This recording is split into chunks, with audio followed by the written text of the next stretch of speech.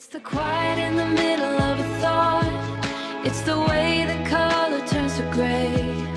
Caught in the stillness of the afternoon. Karibu tena katika simulizi tamu iitwayo Daima. Hii ni simulizi bora ya kusisimua. Tafadhali gusa alama ya kengele hapo chini kusubscribe chaneli ya Michael Recap. Simulizi inaanza kwa kumtambulisha Jangi Marcelino, mwanaume aliyepoteza matumaini ya maisha. Marcelino anaishi maisha ya upweke, akifanya kazi ngumu ya kubeba maji na kulinda maegesho ya magari usiku. Zamani alikuwa bondia hodari mwenye nguvu, lakini makovu ya wakati uliopita yalimlazimu kuacha ulingo na kuishi kama kivuli. Kwa upande mwingine, tunakutana na Jangi Hua. Yeye ni msichana mchangamfu na mrembo, lakini mwenye changamoto kubwa: ni kipofu. Licha ya kutoona, Jangi Hua ana moyo wa kipekee. Maisha yake yalibadilika miaka kadhaa iliyopita baada ya ajali mbaya ya gari iliyochukua uono wake na maisha ya wazazi wake. Siku moja usiku, Jangi Marcelino ametoka katika harakati zake za kuuza na kusambaza maji, anakuja katika kibanda cha ulinzi. Anamkuta mzee, mlinzi wa zamani, akimsubiria. Mzee anasema, kweli wewe umekuwa ukifanya kazi ngumu sana, hata Mungu anakuonea wivu kwa wakati wako mzuri, huku akimkabidhi gazeti na kuondoka zake.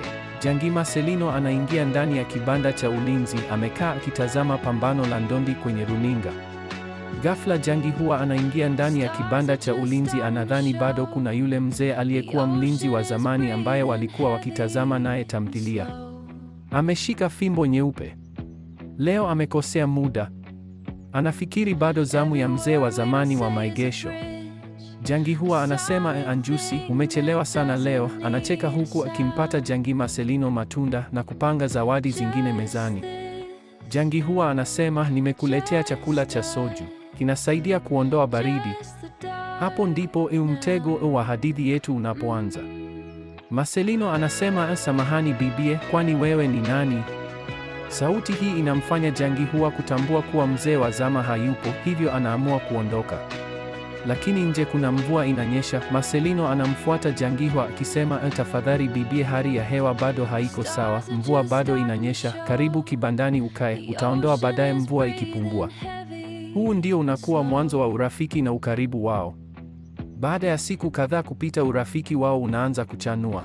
Jangi Hua hamuoni Marcelino kwa macho, lakini anamuona kwa moyo kupitia harufu yake, sauti yake ya chini na fadhili zake. Jangi Marcelino anaanza kuona mwanga kupitia taa ya urembo na moyo mwema wa Jangi Hua. Tabasamu lake la kuvutia ndilo linamfanya mwanamume huyu aliyekwisha kukata tamaa ya maisha atamani kuishi tena kama mwanamume mwenye majukumu. Anajikuta akijali maisha ya msichana huyu kuliko maisha yake mwenyewe. Jangi Hua akiwa nyumbani kwake amekaa, ghafla maji yanajaa, vipande vya nguo vimeziba tundu linalopitisha maji machafu. Lakini kwa sababu hawezi kuona, anaishia kuanguka chini kwa utelezi wa sakafu.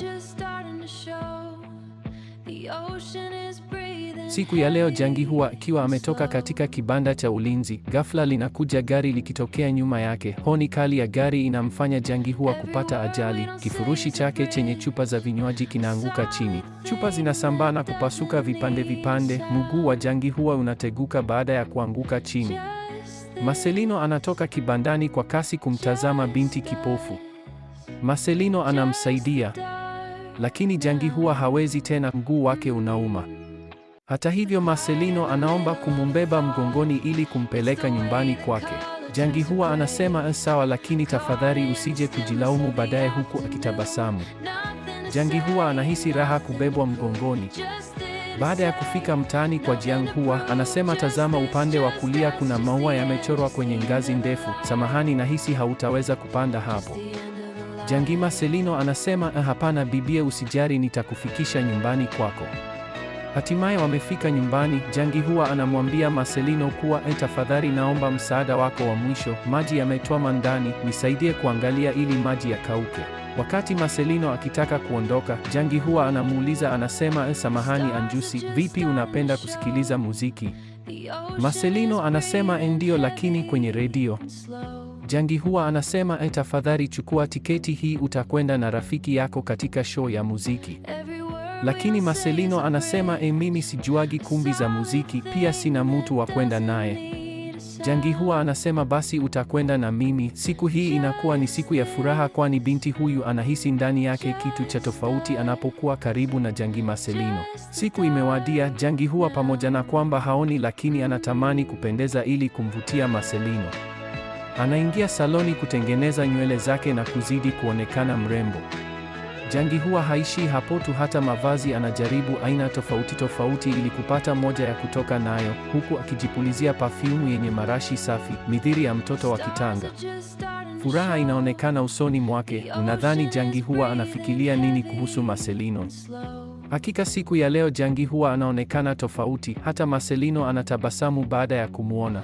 Hatimaye wako ndani ya ukumbi. Wimbo wa mapenzi wenye hisia kali unaimbwa kwa ustadi wa hali ya juu. Wimbo unasema, hakika siku ya leo najisikia furaha kulala katika kifua chako mpenzi. Wewe ndiye niliyekuwa nikikusubiria wakati wote. Ni vile tu haujua nilikuwa mpweke kiasi gani, tafadhali nikumbatie.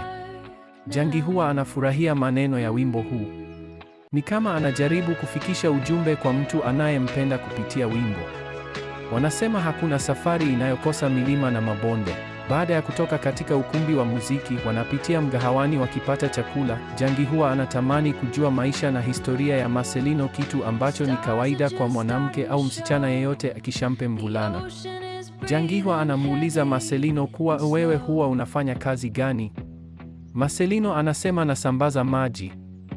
Jangi Hua anaendelea kuuliza akisema, Anjusi tafadhali niambie, kwani wewe ulikuwaga ukifanya mambo mabaya?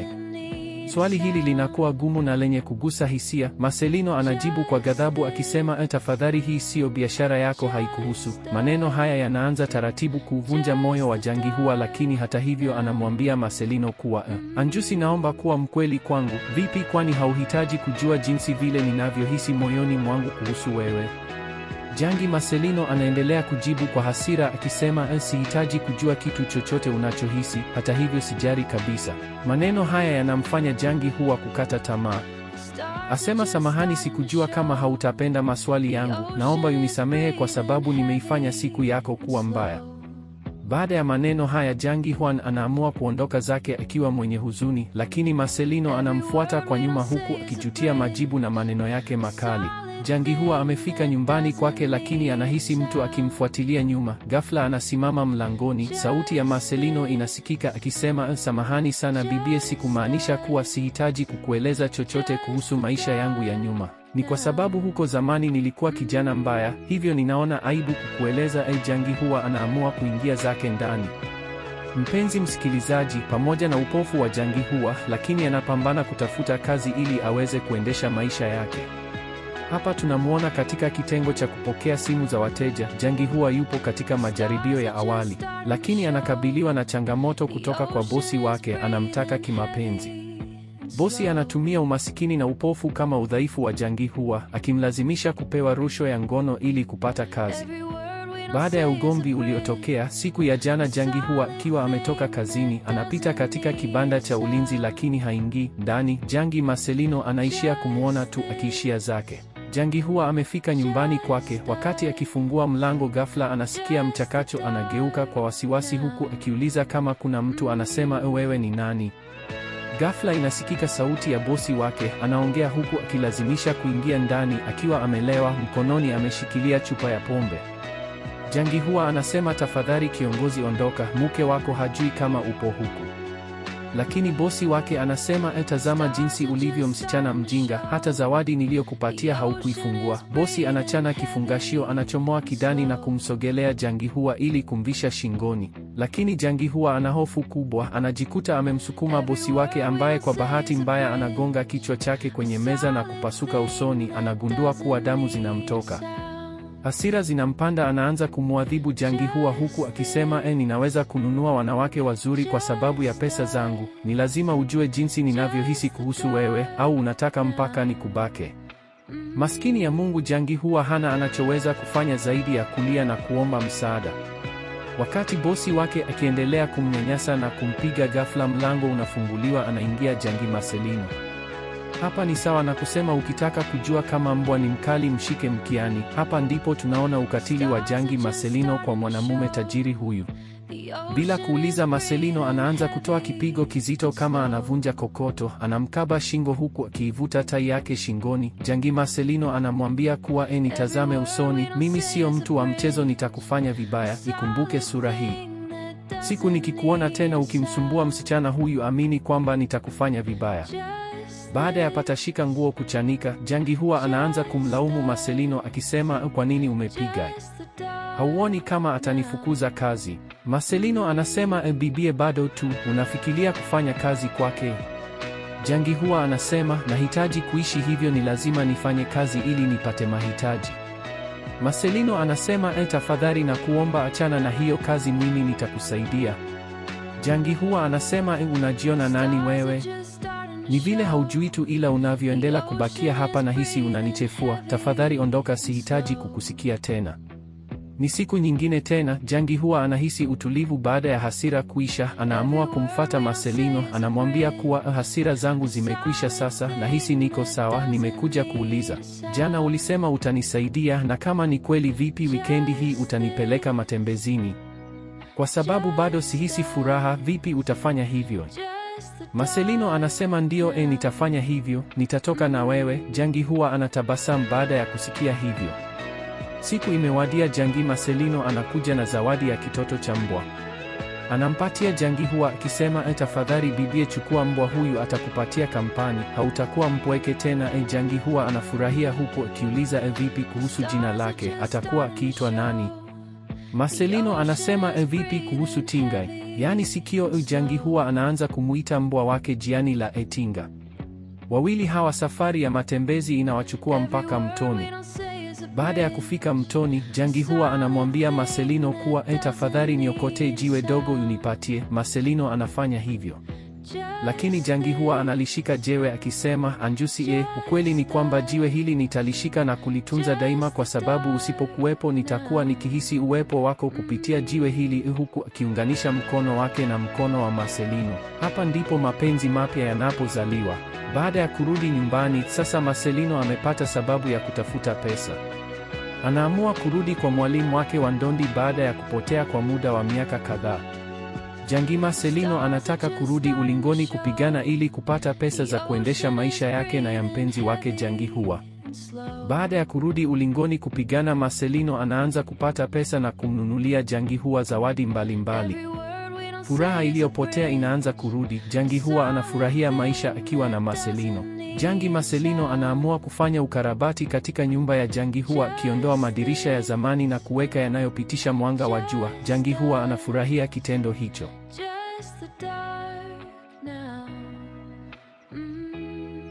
Wakiwa wameketi kitandani, Jangi huwa anatamani kumfahamu zaidi mpenzi wake, hivyo anaanza kumpapasa usoni akisema, mimi sioni kama wewe, lakini ninapokushika wewe nitagundua kama ni wewe. Anaendelea kusema, tafadhali nitazame usoni, huku mikono yake laini ikiendelea kupapasa mashavu ya Marcelino kwa mahaba mazito yatokayo ndani ya moyo. Wanajikuta wamezama katika huba zito. Hapa ni viungo vya mwili tu ndivyo vinazungumza. Siku kadhaa baadaye, Jangi huwa anaamua kumpeleka Marcelino katika makaburi ya wazazi wake. Huku ndiko tunaigundua siri ya kifo cha wazazi wake.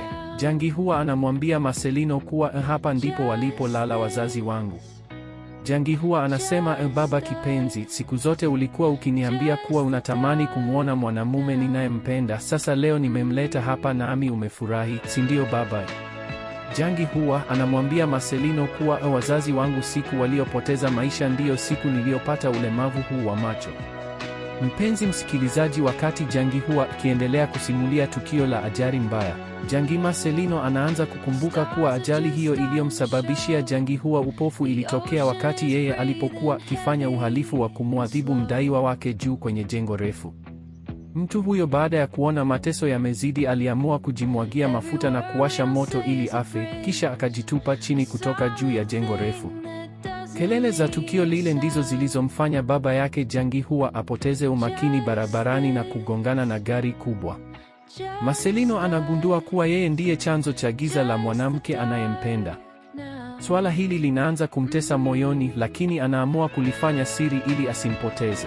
Hali ya macho ya Jangi Hua inazidi kuwa mbaya. Daktari anasema ikiwa hatafanyiwa upasuaji haraka, atapoteza uwezo wa kuona kabisa milele. Marcelino hana fedha. Ili kupata kiasi kikubwa cha pesa kwa muda mfupi, Marcelino analazimika kurudi kwenye asili yake ya zamani, lakini kwa njia ya hatari zaidi. Lazima akapambane mapigano haramu ya kufa na kupona nchini Thailand katika ulingo wa kifo. Marcelino anaamua kuchukua pesa kama malipo ya awali ili kulipia matibabu hospitalini. Pesa nyingine anaitumia kumfungulia duka la vitu vya kutengeneza kwa mikono, ili Jangi Hua atakapopona macho yake afanye kazi katika duka hilo. Kabla ya kuondoka, anamtayarishia Jangi Hua kila kitu na kumwacha katika gereza la upendo wake.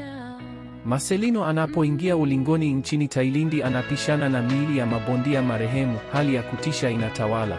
Ndani ya ulingo anaingia bondia mkali ambaye hajawahi kushindwa pambano hata moja. Mapigano ni makali, damu inamwagika. Marcelino anapigwa vibaya, lakini anagoma kukata tamaa kwa sababu picha ya Jangi Hua iko katika macho na ubongo wake. Marcelino anashinda pambano, anapata pesa. Lakini wakati akitembea barabarani, anapiga simu kwa mwalimu wake wa ndondi akimuuliza hali ya Jangi Hua. Licha ya maumivu makali, taarifa njema inamfanya kutabasamu. Lakini katika mgeuko wa kusikitisha, watu waliomkodisha wanamsaliti na kujaribu kumuua baada ya pambano. Jangi Marcelino anachomwa kisu na kuachwa afie kando ya barabara, huku uso wake ukiharibika vibaya. Muda umepita. Upasuaji wa Jangi Hua unafanikiwa. Sasa anaona. Anamtafuta Marcelino wake kila mahali, lakini hampati. Marcelino alipotea kama moshi. Jangi Hua sasa anafanya kazi kama mfinyanzi na anajitolea hospitalini. Jangi Hua anakutana na mama muuguzi anayemtambulisha kwa mzee aliyejiunguza moto na kujitupa chini kutoka juu ya nyumba. Mzee huyu anatoboa siri ya kifo cha wazazi wa Jangi Hua. Mzee anasema kuwa Marcelino alinieleza kuhusu wewe, alinieleza jinsi ulivyo mrembo. Jangi Hua anatabasamu baada ya kusikia hivyo. Mzee anaendelea kusema kuwa tarehe 5 mwezi wa 5 ndivyo tarehe uliopata ajali. Hiyo siku mvua ilikuwa ikinyesha. Ghafla picha ya Marcelino inamjia Jangi Hua. Hapa ndipo anagundua ukweli mchungu unaolarua moyo wake. Lakini mzee anamweleza ukweli wote kuwa Jangi Marcelino hakusababisha hiyo ajali, ila mzee mwenyewe ndivyo chanzo. Mzee anasema baada ya kugundua kuwa sitaweza kulipa deni la pesa ninayodaiwa, ndipo nilifanya maamuzi ya kujiua. Lakini Jangi Marcelino bado alinichukua na kunileta hospitali, mpaka leo nipo hai. Swali la kujiuliza, unadhani Jangi Hua atamsamehe Marcelino siku wakikutana? Siku zimekwenda. Mgonjwa mmoja aliyepooza na mwenye makovu usoni anaonekana hospitalini, ambako Jangi Hua anakwenda kujitolea kuwasaidia wagonjwa mbalimbali. Huyu si mwingine bali ni Marcelino. Jangi Hua anamtazama usoni, lakini hamtambui kwa sababu hakuwahi kuona uso wake zamani. Jangi Marcelino anamtazama mpenzi wake sasa, anaona na anaishi maisha mazuri. Anaamua kutokusema neno. Anahisi hastahili kuwa naye tena kwa sababu ya hali yake. Siku zimekwenda. Marcelino ametoka hospitali, anakuja na kuingia ndani katika duka la Jangi Hua. Ananunua mmea uliopandwa katika grasi ya udongo. Marcelino anachukua na chupa ambayo ndani kuna kobe bila muuzaji kujua. Nje ya duka barabarani, ghafla yule mbwa aitwaye Etinga anagundua uwepo wa Marcelino. Mbwa anamkimbilia. Marcelino anaanguka chini, huku mbwa akionekana kutambua kitu. Jangi Hua anamwahi mbwa wake, lakini anashindwa kutambua chochote. Anaishia tu kuomba msamaha kwa ajili ya mbwa wake bila kujua kuwa mtu huyo ndiye mpenzi wake Marcelino. Ukweli mchungu. Hapa ndipo maumivu yanazidi kuupasua moyo wa Marcelino. Ni kweli anampenda Jangi Hua, lakini anahisi kuwa hana nafasi tena ya kuwa na Jangi Hua. Anatamani kulia, lakini sauti haitoki. Amekosa ujasiri wa kusema hata neno mbele ya mpenzi wake. Lakini siku zote wanasema kuwa upendo wa kweli haufi. Jangi Hua anapofika dukani kwake, anatazama vyema, anagundua kuwa chupa lenye kobe waliyemlea pamoja na Marcelino halipo. Ghafla akili yake ndipo inafunguka. Anamkumbuka yule mtu aliyeangushwa na mbwa wake. Jangi Hua anamuuliza kijana aliyemwacha dukani kuwa kuna mwanamume mwenye mguu mbovu amekuja hapa. Kijana anasema ndio, amekuja na amenunua mti wa jasmini. Jangi Hua anaanza kujilaumu na kujiona hafai kwa kushindwa kumtambua mtu wake wa karibu. Anakimbia mitaani akimlilia Marcelino huku akimtafuta kila kona katikati ya watu wengi. Jangi huwa anakanyaga katika hatua za Marcelino anayeonekana akiishia mbali.